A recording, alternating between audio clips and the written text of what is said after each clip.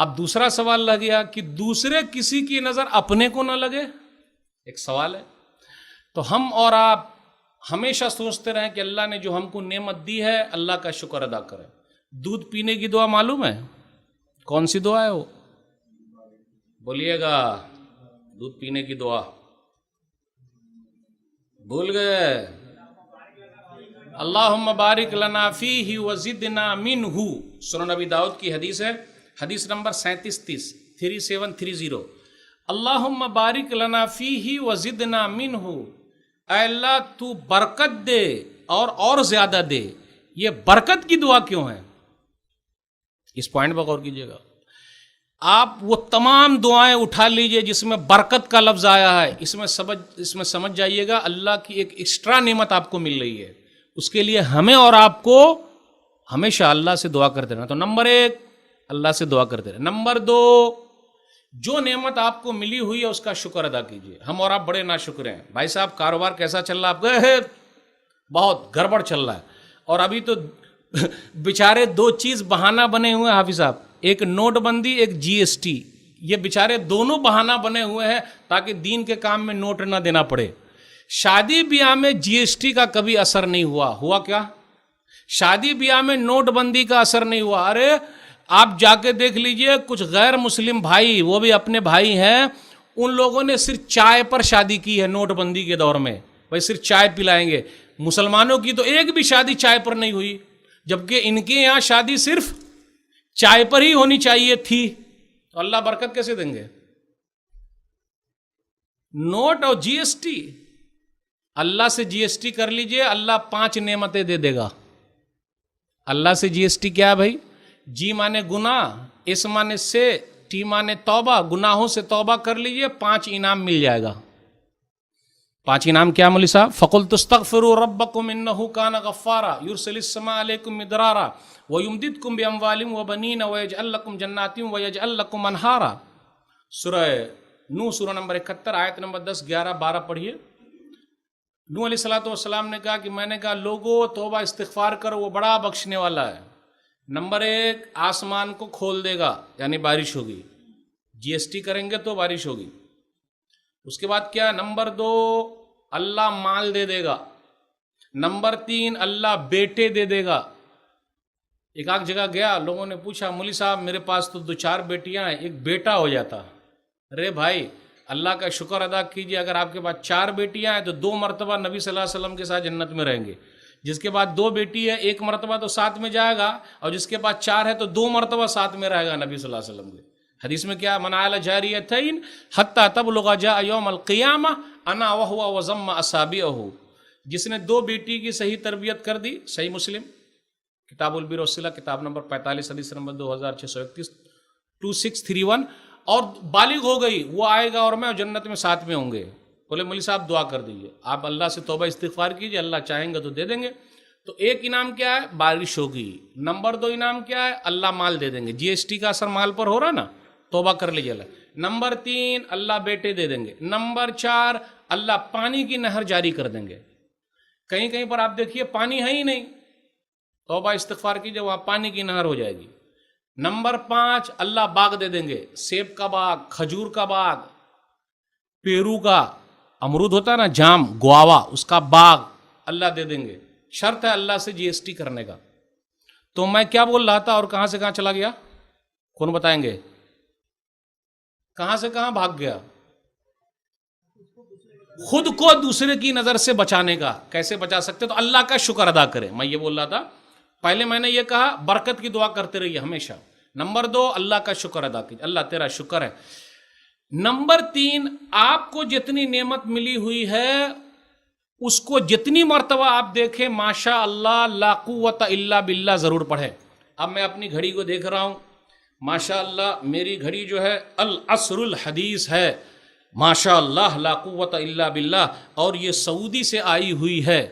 بھائی مولی صاحب کو کسی نے دیا نہیں، الحمدللہ، مولی صاحب خود اپنے پیسہ سے منگا ہے الحمدللہ۔ تو جتنی مرتبہ تاکیں گے اتنی مرتبہ بولیں گے ماشاء اللہ لا قوت الا باللہ۔ اس کی دلیل کیا ہے؟ سورہ کہف سورہ نمبر 18 آیت نمبر 38 یا 39 ہے، وَلَوْلَا إِذْ دَخَلْتَ جَنَّتَكَ قُلْتَ مَا شَاءَ اللَّهُ لَا قُوَّةَ إِلَّا بِاللَّهِ۔ کہ ایک کافر تھا اور ایک مسلم تھا، ایک کے پاس کافر کے پاس باغ تھا، تو باغ میں جب وہ گیا تو جانے سے پہلے ہی باغ ختم ہو گیا. بولے ارے میرا باغ ہوگا، سب کچھ ہوگا، اللہ نے ختم کر دیا. بولے نہیں، اگر وہ یہ پڑھا ہوتا ماشاء اللہ لا قوت الا باللہ تو اللہ اس کے باغ کو رکھتا. تو جب بھی آپ اپنی طرف دیکھیں، کپڑے کو دیکھیں، اس کو دیکھیں، گھڑی کو دیکھیں، موبائل کو دیکھیں، سب کو بولتے بھی رہتے ہیں میرے سے اچھا موبائل کسی کا نہیں، اس مرتبہ پڑھ لیجئے. کیا پڑھنے کا؟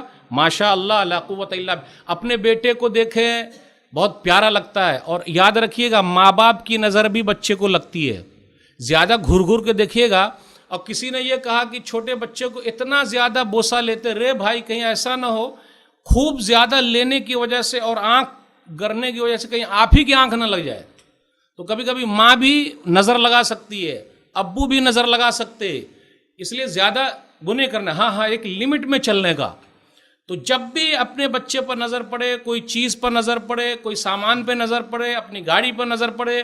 کتنے لوگ گاڑی بڑی اچھی ہوتی تو ماشاء اللہ لا قوت الا باللہ، کچھ لوگ من ہی من میں خوش ہوتے رہتے، آہا کتنا اچھا ہے، آہا کتنا اچھا ہے. تو لیکن یہ دعا ضرور پڑھیے گا، ورنہ آپ کا من اس میں لگ جائے گا اور آپ کی خود نظر لگ جائے گی اور سامان خراب ہو سکتا ہے. جیسے اس باغ والے کا باغ خراب ہو گیا، ختم ہو گیا، اللہ نے کٹوا دیا. تو کیا پڑھنے کا؟ ماشاء اللہ لا قوت الا باللہ. حدیث کے اندر آیا المعجم الکبیر للطبرانی جلد نمبر 6 صفحہ نمبر 126 پر ایک حدیث آئی ہے. انس بن مالک رضی اللہ تعالیٰ عنہ بیان فرماتے ہیں ما انعم اللہ علی عبد من نعمت فی اہل او مال او ولد فیقول ما شاء اللہ لا قوت الا باللہ فیرا فیها آفتا دون الموت فکان یتأول هذه الآیہ ولولا اذ دخلت جنتک قلت ما شاء اللہ لا قوت الا باللہ. سورہ کہف سورہ نمبر 18 آیت نمبر 39. اللہ نے کسی کو نعمت دے رکھی ہے، چاہے مال میں، اولاد میں، بال بچوں میں، کوئی بھی نعمت ملی ہو، ماشاء اللہ لا قوت الا باللہ پڑھے. یہ پڑھنے کے بعد بھی اگر کوئی مصیبت آتی ہے تو اس کا مطلب یہ کہ اس کی موت لکھی ہے. اور اگر یہ نہیں پڑھا اور مصیبت کوئی آ گئی تو اس کا مطلب دعا نہ پڑھنے کی وجہ سے خود وہ نظر لگا دیا. اس لیے اس کا اہتمام کیجیے. پھر اسی طریقے سے ہم کو کسی کی نظر نہ لگے، اپنی نعمت کو چھپائیے. یہ کسی سے نہیں ہوتا. ذرا نیا پیسہ آنے دیجئے تو گاڑی تو خرید لوں گا یا گھر بنا لوں گا، چھپاتے نہیں کوئی. ایک جگہ میں سن رہا تھا سی ڈی میں، کسی نے یہ کہا کہ بھائی کسی کو جا کے بھی مت بولو کہ میرے لیے دعا کرو، میرا فلاں کام ہونے والا، میں اب بلڈر بننے والا ہوں، فلاں جگہ پہ اتنا میں کھڑا کرنے والا ہوں، آپ دعا کر دیجئے گا. یہ بھی مت بولیے، ورنہ دعا وہ بعد میں کریں گے، یہ بار بار سوچتے رہے گا اچھا بلڈر بن جائے گا، اچھا بلڈر بن جائے گا. نہیں بھائی، لیکن دعا کرا سکتے، مت گھبرائیے گا. تو کسی نے یہ کہا بولنے کا نہیں، لیکن ایک آیت پر غور کرتے تو ایسا کچھ ملتا. اپنی نعمت مت کسی کو بتائیے. سورہ یوسف سورہ نمبر 12 آیت نمبر 5 قال یا بنی لا تقصص رؤیاک علی اخوتک فیکیدوا لک کیدا. یوسف علیہ السلام نے خواب دیکھا، 11 ستارے، سورج اور چاند سب سجدہ کر رہے ہیں. بیٹے اپنا خواب بھائیوں کو نہ بولنا ورنہ وہ چال چلیں گے. تو آپ کو جو نعمت ملی ہوئی ہے مت کسی کو بتائیے. لیکن ہم کو پیٹ دکھنے لگتا ہے.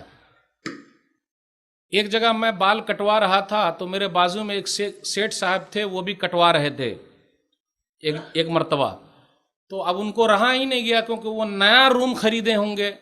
تو ان کو بول رہے ہیں جو کاٹ رہا ہے، اے دیکھنا تو ذرا دیکھنا، پھر میں خریدنے والا ہوں، ذرا ایک آدھ دکان اور دیکھنا. تیرے کو نہیں معلوم میں نے ابھی ایک خریدا ہے وہاں پر. جبکہ اس نے پوچھا ہی نہیں کہ آپ نے کیا خریدا اور کیا خریدنے. آپ سیدھا بولتے بھائی صاحب کوئی دکان وکان آئے تو ذرا بولیے گا انشاءاللہ ماشاءاللہ. آپ کاہے بول رہے ہیں کہ میرے پاس ہے؟ تو ہم لوگ سب کا پیٹ دکھتا ہے، چاہے مولوی صاحب ہی کہیں نہ رہے، ان کا بھی پیٹ دکھتا ہے. کلیئر بات ہے. نعمت ہم اور آپ چھپا ہی نہیں پاتے. حدیث کے اندر کیا آیا؟ سلسلہ احادیث صحیح ہے، حدیث نمبر 1453 استعینوا علی انجاہ الحوائج بالکتمان فإن نعمت اللہ حسود. لوگو اللہ کی نعمت کو چھپا کر کے اللہ سے مدد مانگو، کیونکہ اللہ کی نعمت پر حسد کرنے والوں کی کمی نہیں ہے. کہے آپ کسی کو بولتے ہیں میرا ایسا ہو گیا، میرے تو بڑے اچھے دن آ گئے، اچھے دن اللہ کا شکر ادا کرتے رہیے، ماشاء اللہ الحمدللہ. مت کسی کو بولیے ہی نہیں، ورنہ وہ زیادہ بلڈنگ بنا لیا، یہ کر لیا، ہاں ہاں